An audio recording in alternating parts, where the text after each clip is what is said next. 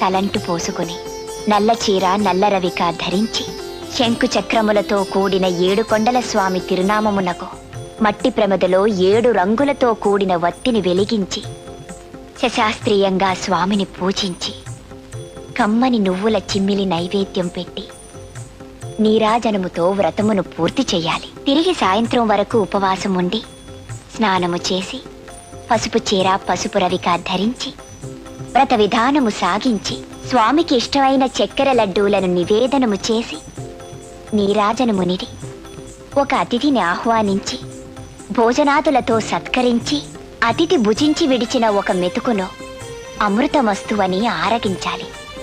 అప్పటికి ఆనాటి శనివార వ్రతం పూర్తవుతుంది. ఈ విధంగా 7 శనివారములు వ్రతమును చేసినచో ఉద్దేశించిన సత్ఫలమును పొందగలరు. అమ్మా జయంతి,